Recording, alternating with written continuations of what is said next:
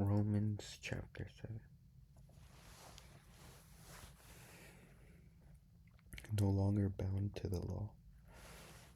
Now, dear brothers and sisters, who are familiar with the law, don't you know that the law applies only while a person is living?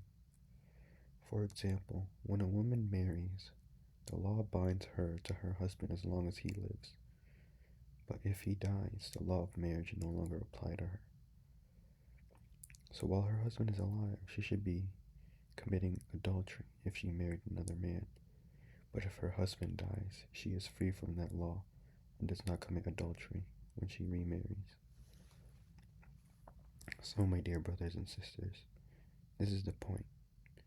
You died to the power of the law when you died with Christ, and now you are united with the one who was raised from the dead. As a result, we can produce a harvest of good deeds for God. When we were controlled by our old nature, sinful desires were at work within us, and the law aroused these evil desires that produced a harvest of sinful deeds, resulting in death. But now we have been released from the law, for we died to it and are no longer captive to its power. Now we can serve God, not in the old way of obeying the letter of the law, but in the new way of the living in the Spirit. God's law reveals our sin. Well then, am I suggesting that the law of God is sinful? Of course not. In fact, it was the law that showed me my sin. I would never have known that coveting is wrong if the law had not said, "You must not covet." But sin uses command to arouse all kinds of covetous desires within me. If these were no law, sin would not have that power. At one time, I lived without understanding the law, but when I learned the command not to covet, for instance, the power of sin came to life, and I died.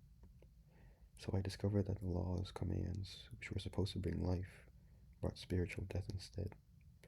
Sin took advantage of those commands and deceived me. It used the commands to kill me. But still, the law itself is holy, and its commands are holy and right and good. But how can that be? Did the law, which is good, cause my death? Of course not. Sin used what was good to bring out my condemnation to death. So we can see how terrible sin really is. It uses God's good commands for its own evil purposes. Struggling with sin. So the trouble is not with the law, for it is spiritual and good. The trouble is with me, for I am all too human, a slave to sin. I don't really understand myself, for I want to do what is right, but I don't do it.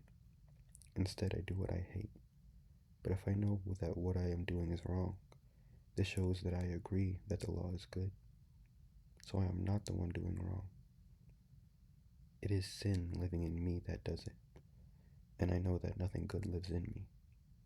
That is, in my sinful nature. I want to do what is right, but I can't. I want to do what is good, but I don't. I don't want to do what is wrong, but I do it anyway. But if I do what I don't want to do, I am not really the one doing wrong. It is the sin living in me that does it. I have discovered this principle of life, that when I want to do what is right, I inevitably do what is wrong. I love God's law with all my heart, but there is another power within me that is at war with my mind. This power makes me a slave to sin that is still within me. Oh, what a miserable person I am. Who will free me from this life that is dominated by sin and death? Thank God. The answer is in Jesus Christ our Lord. So you see how it is. In my mind, I really want to obey God's law, but because of my sinful nature, I am a slave to sin.